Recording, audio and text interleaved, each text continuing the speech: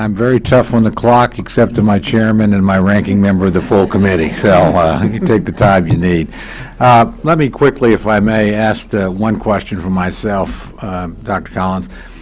One of the areas I know concerns you, and certainly concerns me, is simply the pipeline of talented young scientists and researchers. And I recognize, and I think my colleagues have pointed out, when we are not as generous as we would all like to be in terms of our appropriations to this particular institute, you have fewer grants to reward to younger researchers, and our success rate of applicants goes down.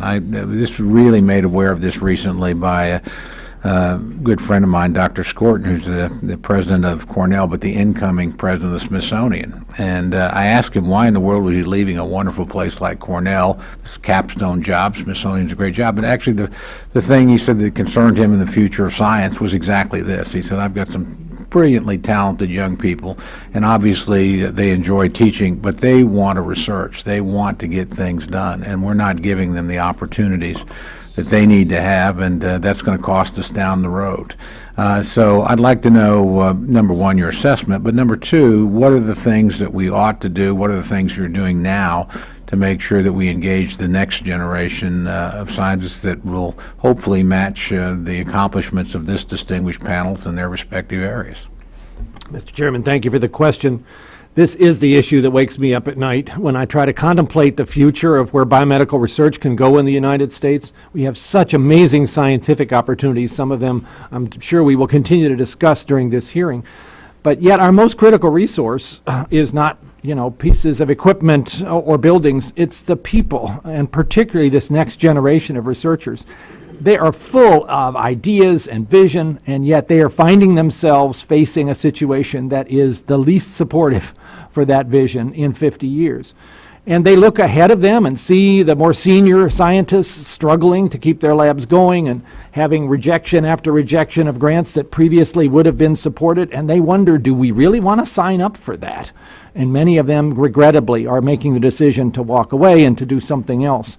Meanwhile, the rest of the world, as has already been mentioned, is picking up steam, trying to be what America was 20 years ago, even as we seem to have lost some of our momentum, and that is going to have really significant trickle effects downstream. So what are we doing? Again, there's no real magic here to solving what is a very difficult equation of supply and demand, where the demand for resources to do research is not currently being matched by the supply. But we are trying to adjust many of the things that we can adjust, and I've had many interesting conversations with people on this subcommittee about this.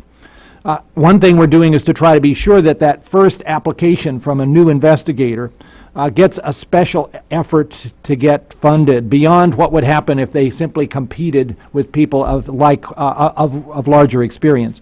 So new investigators, early stage investigators, compete against each other, not against the experienced ones. That gives them a bump in terms of their likelihood of getting funded. And many of the institutes actually on top of that give them an additional bump in terms of the likelihood of making the cut. That has helped to some degree. But of course, we don't want to set people up for that first award to be successful, and then when they come back for a renewal or the second award, we lose them because the edge is no longer there. We are doing a number of other things. We are funding a program that provides support for postdoctoral fellows who are ready to go on in a couple of years to an independent position, to compete for their award and then carry part of that award with them to an academic position, so-called K-99 awards. And we're increasing the number of those because that does seem to be a good mechanism. And a number of other things are being done to try to free up more of the proportion of funds for more applicants. I'm going to quickly ask Dr. Lorsch, who's the director of the National Institute of General Medical Sciences and is a major part of, therefore, of our training initiatives, to say something about some of the ideas they're pursuing. So thank you, Dr. Collins, and thanks for the question, Chairman Cole. This is an area that we are very concerned about, as are you. We are starting a new pilot program called the Maximizing Investigators Research Award, which has as its fundamental goal to improve the efficiency of our funding mechanism, which would increase our ability to distribute funds, especially to young investigators.